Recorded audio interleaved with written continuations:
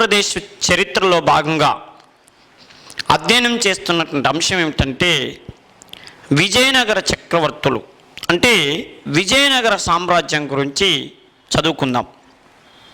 ఓకేనండి. విజయనగర సామ్రాజ్యం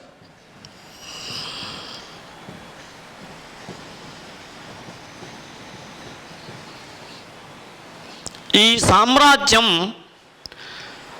స్థాపించింది 1336లో. విజయనగర సామ్రాజ్యం స్థాపించబడింది 1336లో.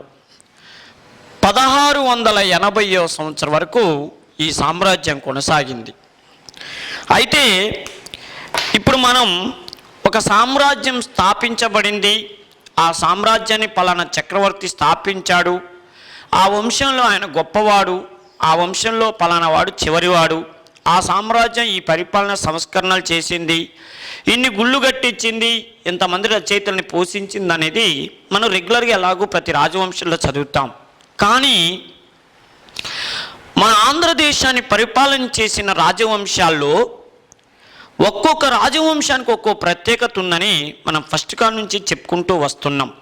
ఇప్పుడు విద్యార్థులకి నేను ప్రత్యేకంగా చెప్పదలుచుకున్న విషయం ఏంటంటే, ఆంధ్రదేశాన్ని పరిపాలన చేసినటువంటి చక్రవర్తులలో ఒక రాజవంశం గురించి నీకేం తెలుసు అంటే, మిగతా రాజులు ఏమీ చేయలేదో వాళ్ళు ఇది చేశారని చెప్పటంతో పాటు ఇంకో విషయం ఏంటంటే, వీళ్ళు అనుసరించిన విధానం తర్వాత కాలంలో వచ్చినటువంటి మిగతా చక్రవర్తులకి ఆదర్శప్రాయమైంది.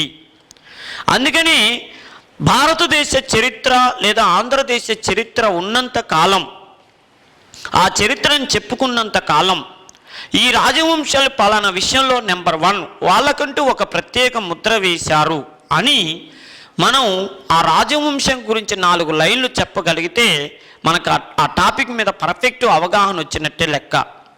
అర్థమైందండి. ప్రతి రాజవంశం ఎవడు స్థాపించిండు ఏందనేటటువంటి విషయం మనకు అందరికీ అర్థమవుతుంది, అది ఎట్లాగో చదువుతాం. అది కాదు మనకు కావాల్సింది. మొత్తం ఆ పాఠం యొక్క సారాంశం మొత్తం విన్న తర్వాత మనకు ఆ రాజవంశం మిగతా రాజవంశాలకి, ఆ రాజవంశానికి ఉన్న ప్రత్యేకత ఏంది, మిగతా రాజవంశాలకి లేనిది ఆ రాజవంశానికే ఉన్న ప్రత్యేకత ఏందని 4 లైన్లు చెప్పవంటే మనం ఘంటాపదంగా చెప్పేటట్టు ఉండాలి. మరి అంతా బాగానే ఉంది. మరి విజయనగర సామ్రాజ్యం ఏంటి, ఈ రాజవంశానికి ఉన్న ప్రత్యేకత ఏందనే విషయాన్ని మనం ఒకసారి చూద్దాం. ప్రత్యేకతలు. అసలు ఈ రాజవంశానికి ఈరోజు ఈ రాజవంశం గురించి చెప్తున్నామంటే నాకు తెలిసి ప్రతి తెలుగువాడి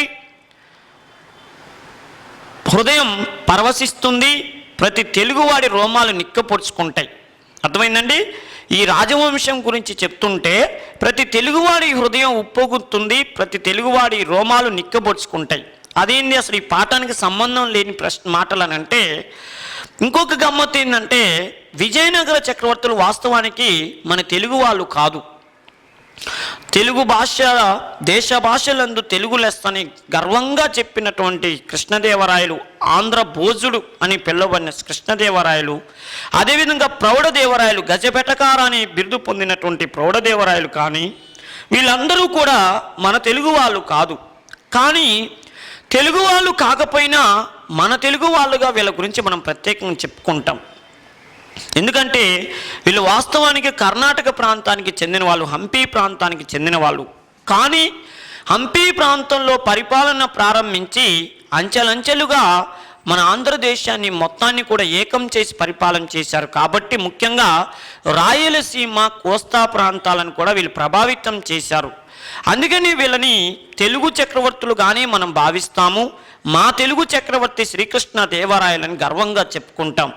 మరి ఈ రాజవంశం గురించి మనం ఈరోజు ప్రత్యేకంగా చెప్పుకుంటారంటే, నేను ఇందాక ఒక మాట అన్నా, రోమాలు నిక్కబొడుచుకుంటాయి, హృదయం ఉప్పొంగుతుందని. ఎందుకు ఆ మాట అంటున్నానంటే, ఆనాడు వీళ్ళు ఈ రాజ్యం స్థాపించేటప్పుడు 1336లో విజయనగర సామ్రాజ్యాన్ని స్థాపించేటప్పుడు భారతదేశంలో పరిస్థితి ఏందయ్యా అంటే మొత్తం ఇస్లాం మతం అయిపోయింది. అది ఉత్తర భారతదేశమా దక్షిణ భారతదేశమా పక్కన పెడితే టోటల్ ఒక కొత్త రకమైనటువంటి విధానాలు భారతదేశంలోకి ప్రవేశించాయి. అంటే ఎప్పటి వరకు హిందూ మకరందంలాగా ఉన్న హిందూ మతంలోకి ఒక్కసారిగా కొత్త రకమైనటువంటి నీరు వచ్చి ప్రవేశించింది, కొత్త విధానాలు వచ్చినాయి. అంటే మన భారతదేశంలో హిందూ మతం అనేది పతనం అయిపోయి ఇస్లాం మతం అనేది డామినేషన్ చేసేటువంటి పరిస్థితి వచ్చింది 1336. ఢిల్లీ సుల్తాన్లు భారతదేశంలో హిందూ మతాన్ని అసలు నామరూపాలు లేకుండా చేయాలని ప్రయత్నం చేస్తున్న సమయంలో భారతదేశంలో, అది దక్షిణ భారతదేశంలో హిందూ మత ఉద్ధరణ కోసం స్థాపించబడినటువంటి రాజ్యం ఏదయ్యా అంటే భారతదేశంలో విజయనగర సామ్రాజ్యం. చాలా ఒక ముఖ్యమైన విషయం చెప్పుకోవాల్సింది ఏంటంటే, భారతదేశంలో ఏ రాజవంశానికైనా మేము కొన్ని వందల సంవత్సరాలు పరిపాలించాలి, కొన్ని అద్భుతమైనటువంటి కట్టడాలు కట్టించాలి, ప్రపంచం మా వంశం గురించి గర్వంగా చెప్పుకోవాలి, కొన్ని వందల మంది చక్రవర్తులు మా వంశంలో పరిపాలన చేయాలని కోరుకోవటం అనేది సాంప్రదాయంగా గతంలో వచ్చిన చక్రవర్తుల కాలంలో జరుగుతుంది. కానీ ఈ విజయనగర సామ్రాజ్యాన్ని పరిపాలన చేసినప్పుడు ఉన్నట్టు పరిస్థితులు ఏంటంటే, ఏదో గర్వంగా కొన్ని వందల సంవత్సరాలు పరిపాలించాలనో, మా రాజవంశం గురించి పుస్తకాలలో పేజీలు ఎక్కించాలనో, కొన్ని అద్భుతమైన కట్టడాలు కట్టించాలన్న ఉద్దేశంతో వీళ్ళు ఈ రాజ్యాన్ని స్థాపించలేదు. వీళ్ళ యొక్క ప్రధానమైన ఉద్దేశం, అసలు వీళ్ళ మెయిన్ ఏమే ఏందయ్యా అంటే హిందూ మతాన్ని ఉద్ధరించటం, హిందూ మత ఉద్ధరణ. భారతదేశంలో హిందూ మత ఉద్ధరణ కోసం స్థాపించబడినటువంటి రాజ్యాలు మూడే ఉన్నాయి హిందూ మతాన్ని ఉద్ధరించాలని. ఒకటి హిందూ మతాన్ని ఉద్ధరణ, దీన్నే రేపు హిందూ మతం అనకుండా హైందవ మత ఉద్ధరణ అంటాడు. హైందవ మతం అన్న హిందూ మతం అన్న ఒకటే. హైందవ మత ఉద్ధరణ ఉద్దేశంతో స్థాపించబడినటువంటి రాజ్యం ఏదయ్యా అంటే విజయనగర సామ్రాజ్యం. ఇప్పుడు మనం ప్రత్యేకతలు మాత్రమే చదువుకుంటున్నాం, విద్యార్థులు గమనించండి. అర్థమైందండి? హిందూ మత ఉద్ధరణ లేదా హైందవ మతం ఉద్ధరణ కోసం స్థాపించబడినటువంటి రాజ్యం ఏదయ్యా అంటే విజయనగర సామ్రాజ్యం. ఒక ముఖ్యమైన విషయం ఏంటంటే, హిందూ మతాన్ని ఉద్ధరించడం కోసం వీళ్ళు ఒక్క రాజ్యంతో, ఒక ముస్లిం రాజ్యంతో కష్టాలు వల్లే హిందూ మతాన్ని ఎవరో ఢిల్లీ చక్రవర్తులు అనే వాళ్ళు ఇస్లాం రాజ్యాన్ని పరిపాలన చేసి ఇస్లాం రాజ్య పరిపాలన మొదలుపెట్టి మన దేశంలో హిందూ మతాన్ని కాలరాసే ప్రయత్నం చేస్తుంటే, ఆ ఢిల్లీ సుల్తాన్ల యొక్క పరిపాలనకి వ్యతిరేకంగా వీళ్ళు ఆ ఒక్క ఢిల్లీ సుల్తాన్లను ఎదిరించడానికే రేలే. విచిత్రం ఏంటంటే, వీళ్ళకి పక్కలో బల్యంలాగా ఎంతోమంది శత్రువులు ఉన్నారు. వీళ్ళకి పక్కలో బల్యంలాగా ఎంతోమంది శత్రువులు ఉన్నారు. ఓ ముఖ్యమైన విషయం ఏంటంటే, విజయనగర సామ్రాజ్యం 1336లో కర్ణాటకలో స్టార్ట్ అయినప్పుడు ఢిల్లీ సుల్తాన్లు పరిపాలన చేస్తున్నారు. అర్థమైందా అండి? నెక్స్ట్ విషయం ఏంటంటే, పక్కనే బహమనీ సామ్రాజ్యం అని చెప్పి, బహమనీ సామ్రాజ్యం 1347లో స్థాపించబడింది ఆ రాజ్యం. అదేవిధంగా ఈ బహమనీ సామ్రాజ్యం స్థాపించబడినప్పుడు ఒకటే బీజాపూర్, ఫస్ట్ గుల్బర్గా వచ్చింది, తర్వాత బీదర్కి వచ్చింది రాజధాని. ఫస్ట్ బహమనీ సామ్రాజ్యం గుల్బర్గాలో అల్లావుద్దీన్ హసన్ గంగు అనేవాడు స్థాపించాడు. ఆ తర్వాత ఈ రాజ్యము 1512వ సంవత్సరం నాటికి 5 ముక్కలైంది. 5 ముక్కలై ఉత్తర దక్షిణ భారతదేశం మొత్తం ప్రభావితం చేసింది. 5 ముక్కలు ఏంటంటే, ఒకటి బీజాపూరు, 2 బీదరు, 3 బీరారు, 4 ప్రత్యేకంగా ఏంటంటే అహ్మద్ నగరు, 5వది గోల్కొండ. చూడండి, 5 రాజ్యాలు స్థాపించబడ్డాయి. అంటే ఫస్ట్ స్థాపించబడినప్పుడు ఒక రాజ్యమే, కానీ తర్వాత ఏమైంది, 5 ముక్కలు అయిపోయింది. 5 ముక్కలు ఉండి వీళ్ళు ఎప్పుడూ కూడా విజయనగర సామ్రాజ్యాన్ని ఆక్రమించాలనే ప్రయత్నం చేశారు. చూడండి, ఉత్తర భారతదేశంలో ఢిల్లీ చక్రవర్తుల యొక్క ఇస్లాం మత ఛాందస భావాల నుంచి దక్షిణ భారతదేశాన్ని కాపాడాలని ప్రయత్నంతో స్థాపించబడింది. హిందూ మతాన్ని ఉద్ధరించడం కోసం స్థాపించబడింది విజయనగర సామ్రాజ్యం. తర్వాత చూడండి, వీళ్ళొక్కళ్ళతోనే గొడవ కాదు, మళ్ళీ చుట్టూ పక్కలో బల్లెల్లాగా 5 రాజ్యాలు ఉంటే 5 రాజ్యాలని కూడా ఎదుర్కొని సుస్థిరమైనటువంటి రాజ్యాన్ని స్థాపించబడినటువంటి రాజ్యం భారతదేశం లేదన్నా ఉందంటే అది విజయనగర సామ్రాజ్యం. ఇటు ఉత్తర భారతదేశ రాజ్యాలను ఎదుర్కొన్నది, అటు దక్షిణ భారతదేశ రాజ్యాలను ఎదుర్కొన్నది. ఏది? మత విషయంలో. అందుకని ఈ రాజ్యానికి భారతదేశ చరిత్రలో చాలా గొప్ప ఉన్నది రాజవంశానికి. ఇంకో ముఖ్యమైన విషయం గుర్తుంచుకోండి, భారతదేశంలో హిందూ మతాన్ని ఉద్ధరణ కోసం మొత్తం 3 రాజ్యాలు స్థాపించబడ్డాయి. ఒకటి, మనకి ప్రాచీన భారతదేశ చరిత్రలో మనకి ఎన్షియంట్ ఇండియాలో ప్రత్యేకంగా గుప్తుల పరిపాలన వస్తుంది. గుప్తులు ఏ ఉద్దేశంతో రాజ్యాన్ని స్థాపించారు శ్రీగుప్తుడు అని అంటే ప్రత్యేకమైన విషయం ఏంటంటే హిందూ మతాన్ని ఉద్ధరించాలని. ఎందుకంటే మన భారతదేశంలో గుప్త సామ్రాజ్యం వచ్చేంత వరకు అంతకంటే ముందు పరిపాలన చేసిన రాజులందరూ కూడా అయితే జైన మతాన్ని లేదా బౌద్ధ మతాన్ని, జైన మతాన్ని బౌద్ధ మతాన్ని లేదా అజీవక మతాలని చెప్పి రకరకాల మతాలను పోషించుకున్నారు, రకరకాల భాషలని అధికార భాషలు చేశారు. దీనివల్ల ఏమవుతుందంటే హిందూ దేశంలో హిందూ మతం అనేది కానరాకుండా పోతుంది.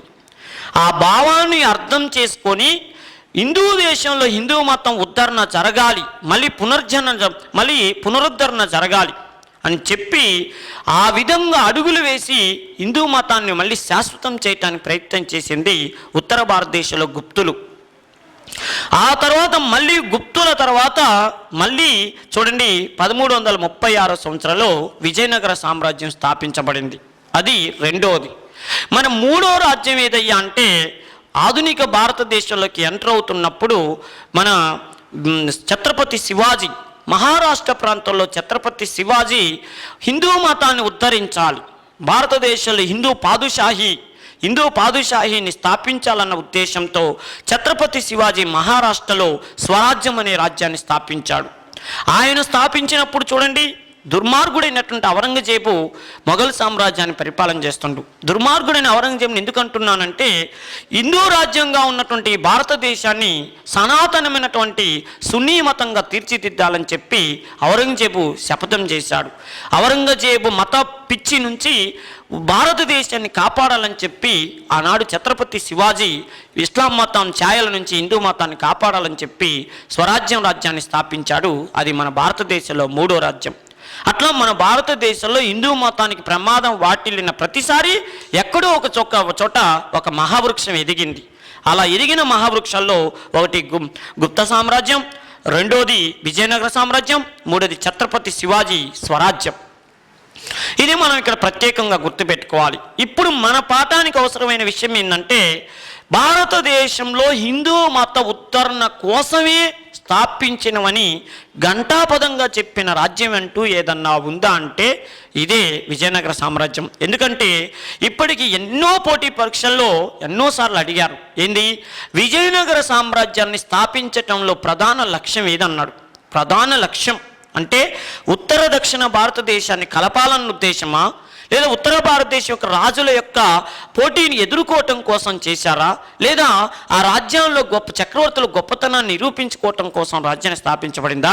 వాళ్ళు అన్నెసెసరీ మ్యాటర్ ఎన్నన్నా పెట్టనియండి, మెయిన్ విషయం ఏంటంటే పెట్టాల్సింది మాత్రం హైందవ మత ఉద్ధరణే ప్రధాన ఉద్దేశం. అది ఒకటి ఫస్ట్ది.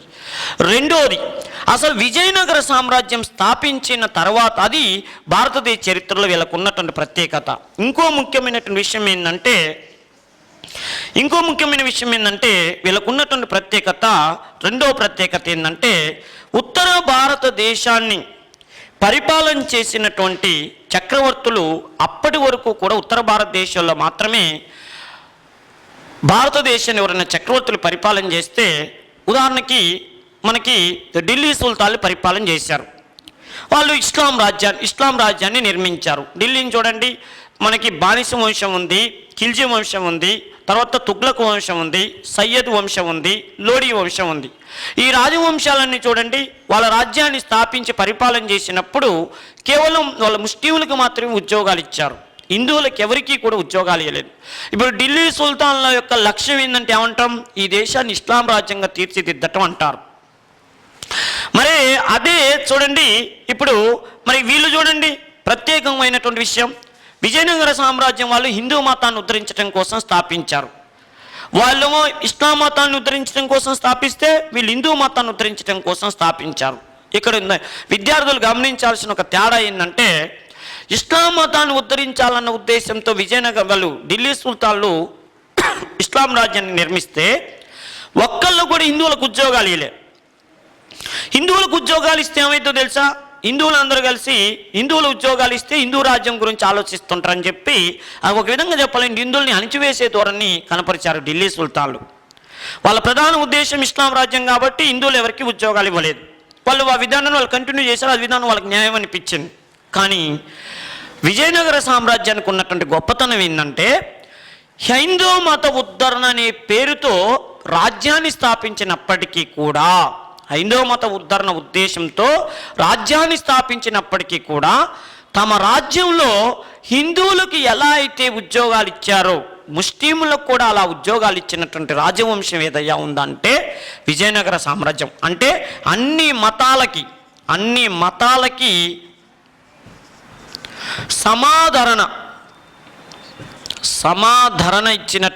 ఆదరణ ఇచ్చినటువంటి రాజ్యవంశం ఏదంటే విజయనగర సామ్రాజ్యం. చెప్పుకోవటానికి హిందూ మత ఉత్తరణ అని చెప్పారు, కానీ అన్ని మతాలకి ఆదరణ ఇచ్చినటువంటి రాజవంశం ఏదంటే విజయనగర సామ్రాజ్యం. ఒకటి, ఎంత లౌకిక విధానాన్ని పాటించారంటే భారతదేశంలో అప్పటి వరకు పరిపాలన చేసిన ఏ చక్రవర్తులైనా కూడా ఒక ముఖ్యమైన విషయం ఏంటంటే ఒక విధానానికే కట్టుబడి ఉండేవాళ్ళు. వాళ్ళు హిందువు అయితే హిందూ విధానానికి, ముస్లిం అయితే ముస్లిం విధానానికి, క్రిస్టియన్స్ అయితే క్రైస్తవ విధానానికి అలవాటు పడేవాళ్ళు.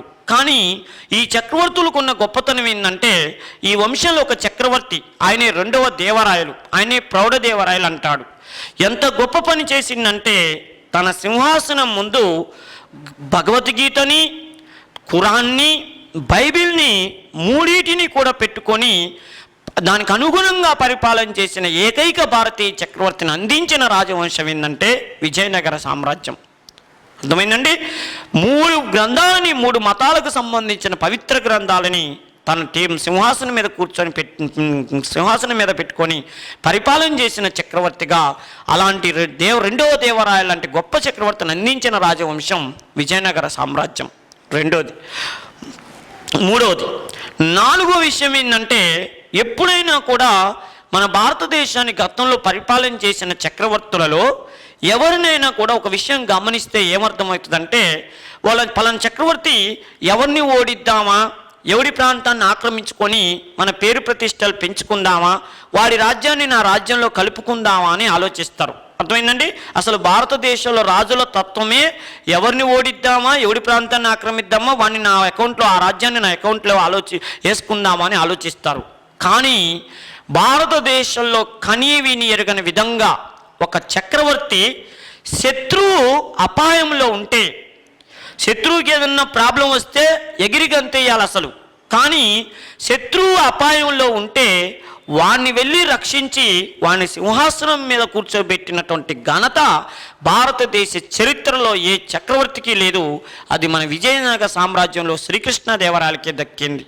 అది ఇలా వంశంలో ఒక గొప్ప చక్రవర్తిని అందించింది రాజవంశం. చూడండి, కృష్ణదేవరాయలు పరిపాలన చేస్తున్న టైంలో 1512 ఆ టైంలో కృష్ణదేవరాయలు 1509 నుంచి 1529 వరకు పరిపాలన చేశాడు. కృష్ణదేవరాయలు పరిపాలన చేస్తున్న సమయంలో బీదర్ పరిపాలకుడు రెండో మహమ్మద్ షా అనేవాడు, పాపం ఆయన రాజ్యాన్ని ఆయన గర్వంగా సంతోషంగా పరిపాలన చేసుకుంటాడు, మంచినే. విషయం ఏంటంటే ఎప్పుడైనా కృష్ణదేవరాయలు వాడి మీదకి పోవాలి, వీడు కృష్ణదేవరాయల మీదకి రావాలి. కానీ విషయం ఏంటంటే ఆ రెండో మహమ్మద్ షా గారు వాడు మంచిగానే పరిపాలన చేసుకుంటాడు. ఆడి దగ్గర ఉద్యోగం చేస్తున్న ఒక ముస్లిమే, అర్థమైనా, వాడి దగ్గర మాలిక్ బరీద్ అని చెప్పి ఆ రోజుల్లో వాడిని దక్షిణ గుంటనక్క అంటారు ప్రత్యేకంగా. అర్థమైనా? బరీద్ అనేటటువంటి వాడు ఏం చేస్తాడంటే చక్రవర్తిని కిడ్నాప్ చేసి రాజ్యాన్ని ఆక్రమించుకుంటే ఆ విషయం ప్రజలకు తెలిసి మా చక్రవర్తి అపాయంలో ఉండు, ఇప్పుడు మా చక్రవర్తిని కాపాడేవాడే లేరా అని చెప్పి ఆ రెండో మహమ్మద్ షాని కాపాడుకోవటం కోసం ప్రయత్నం చేస్తున్నప్పుడు ఎక్కడో తన దండయాత్రల్లో పాల్గొంటున్నటువంటి కృష్ణదేవరాయలకి ఈ విషయం తెలుస్తుంది. ఏమని? బీదర్ పరిపాలకుడు మాలిక్ బరీదు చేతిలో బందీ అయ్యాడు, వాడిని కాపాడాలని చెప్పి ప్రజలు కోరుకుంటున్నారని చెప్తే తన దిగ్విజయాత్రని పక్కన పెట్టుకొని వచ్చి ఆ బీదర్ పరిపాలకుని ఆ శత్రువు బారి నుంచి, ఆ దక్కను గుంటనక్క నుంచి, బారి నుంచి బయటికి తీసుకొచ్చి సింహాసనం మీద కూర్చోబెట్టి శత్రువుని సింహాసనం మీద కూర్చోబెట్టాడు. అలా ఆ శత్రువుని సింహాసనం మీద కూర్చోబెట్టి అక్కడ ప్రజలందరి చేత అద్భుతమైనటువంటి ప్రశంసలు పొందాడు. ఏవని? యవన రాజ్య స్థాపనాచార్య, యవన రాజ్య స్థాపనాచార్య అని చెప్పి ఒక బిరుదును పొందాడంటే ఆలోచించండి. శత్రువు అపాయంలో ఉంటే ఎవడైనా పోయి ఇది నాకు మంచి తరుణం అని చెప్పి ఆ రాజ్యాన్ని ఆక్రమించుకునే ప్రయత్నం చేస్తారు. కానీ శత్రువైనా ఎవడైనా కూడా కష్టాల్లో ఉంటే సాటి చక్రవర్తిగా నేను వారికి సహాయం చేయాలని చెప్పి తన శత్రువు నుంచి చక్రవర్తిని కాపాడి సింహాసనాన్ని మీద కూర్చోబెట్టినటువంటి గొప్ప చక్రవర్తి అయిన శ్రీకృష్ణదేవరాయల్ని అందించిన రాజవంశం ఏంటంటే విజయనగర సామ్రాజ్యం. ఓకేనండి. అది నెక్స్ట్ ఇంకొక ముఖ్యమైనటువంటి విషయం ఏందయ్యా అంటే అప్పటి వరకు కూడా కళలు, సాహిత్యము, సంగీతం అని అంటే మనకి ఉత్తర భారత విజయనగర సామ్రాజ్యం పరిపాలన చేసేంత వరకు కూడా కళలు విజయనగర సామ్రాజ్యం మన ఆంధ్రదేశాన్ని పరిపాలించేంత వరకు కూడా కళలు, సాహిత్యం ఇదంటే ఎంతసేపటికి గుప్తుల కాలంలోనే అద్భుతాలు జరిగాయి. గుప్తుల కాలంలోనే హిందూ మతానికి స్వర్ణయుగము. గుప్తుల కాలంలోనే ఎంతోమంది కవులు, పండితులు ఆదరించబడ్డారు, నవరత్నాలు పోషించబడ్డారు. త్రిరత్నాలని ప్రత్యేకంగా త్రిమూర్తులు ఆర్యభట్టు, తర్వాత వరామిహిరుడు, బ్రహ్మగుప్తుడు లాంటి గొప్ప గొప్ప విద్వాంసులు అక్కడ ఉన్నారని చెప్పి ఏదైనా కళలు, సాహిత్యము, హిందూ మతం అంటే మనకు ప్రత్యేకంగా గుప్త రాజవంశమే గుర్తుకొచ్చేది. ఇది విజయనగర సామ్రాజ్యం కంటే ముందు కళలు, సాహిత్యం అంటే ఏ రాజవంశం గుర్తుకొస్తుంది? గుప్తులే గుర్తుకొస్తారు. భాష అన్నా గుప్తులే గుర్తుకొస్తారు. సంస్కృతం అన్నా గుప్తులే గుర్తుకొస్తారు, సంస్కృత భాష అన్నా. హిందూ మతం అన్నా గుప్తులే గుర్తుకొస్తారు. కళలు అన్నా వాళ్ళే గుర్తుకొస్తారు, పుస్తకాలన్నా వాళ్ళే గుర్తుకొస్తారు, రచయితలన్నా వాళ్ళే గుర్తుకొస్తారు. కానీ ఉత్తర భారతదేశానికే పరిమితమైనటువంటి కళలు, సాహిత్యము, సంస్కృతిని దక్షిణ భారతదేశానికి అద్భుతంగా పరిచయం చేయటంతో పాటు ఒక విధంగా స్వర్ణయుగం. దక్షిణ భారతదేశంలో ఏ పరిపాలనా కాలాన్ని, ఎవరి పరిపాలనా కాలాన్ని స్వర్ణయుగం అంటారంటే శ్రీకృష్ణదేవరాయలు పరిపాలనా కాలాన్ని స్వర్ణయుగం అంటారు.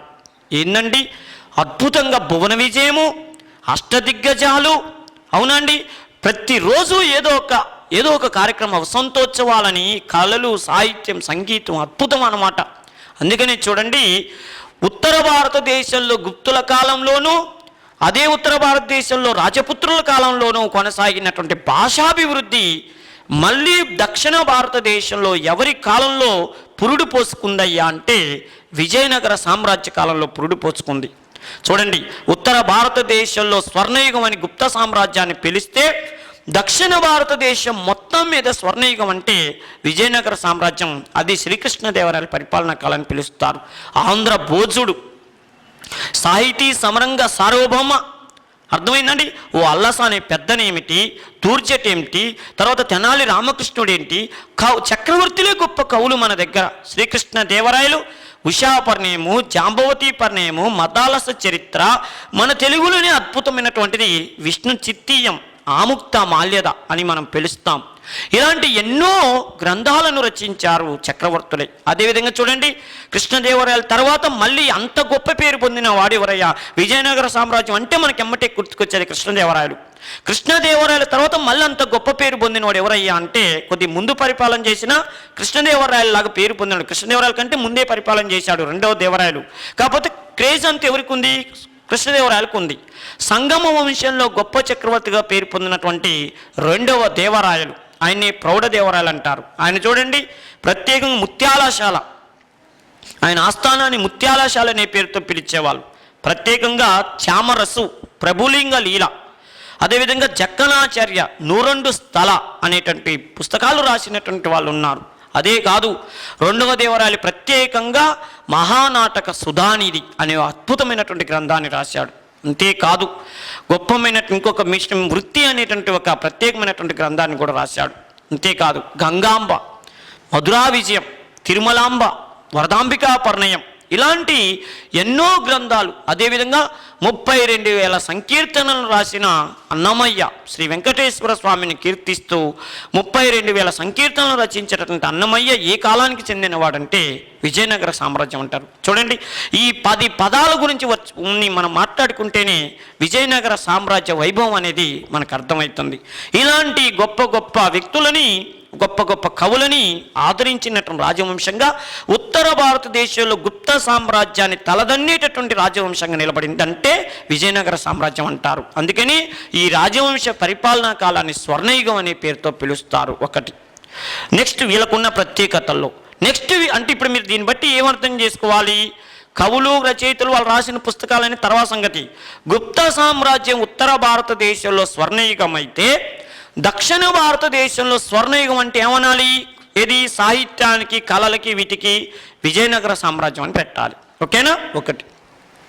నెక్స్ట్ విషయం చూడండి, భారతదేశాన్ని పరిపాలన చేసినటువంటి చక్రవర్తులలో గతంలో ఏ చక్రవర్తులైనా కూడా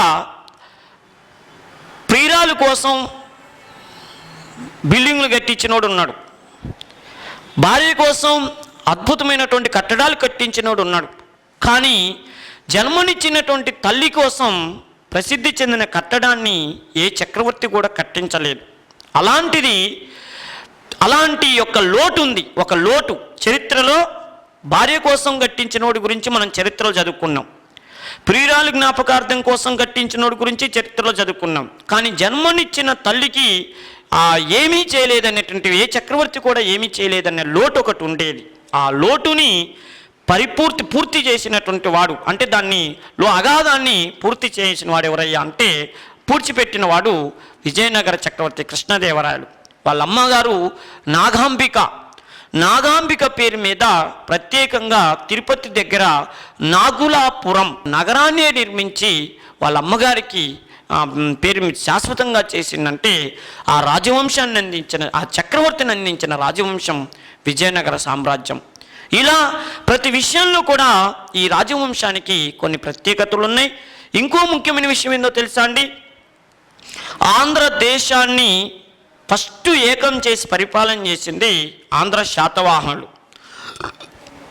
మనందరికీ తెలుసు వాళ్ళు ఆంధ్రదేశమే కాదు టోటల్ దక్షిణ భారతదేశాన్ని ఏకం చేసి పరిపాలన చేశారు.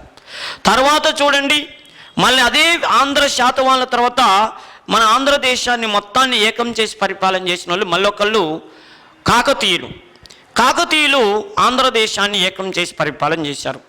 కాకతీయ సామ్రాజ్యం 1323వ సంవత్సరంలో పతనం అయిపోయిన తర్వాత మళ్ళీ ఆ ఆంధ్రదేశం అంతా కూడా ముక్కలైపోతే మళ్ళీ తిరిగి ఆంధ్రదేశాన్ని అంతటినీ కూడా ఒక్కటిగా చేసి పరిపాలన చేసినటువంటి వాళ్ళు విజయనగర చక్రవర్తులు. అంటే వీళ్ళ దాంట్లో తెలంగాణ ప్రాంతం అనేది కొంతే ఉన్నప్పటికీ కూడా కోస్తా, రాయలసీమ, అదేవిధంగా ప్రత్యేకంగా కర్ణాటక ప్రాంతం అన్నిటినీ కూడా కలిపి పరిపాలన చేశారని చెప్తారు.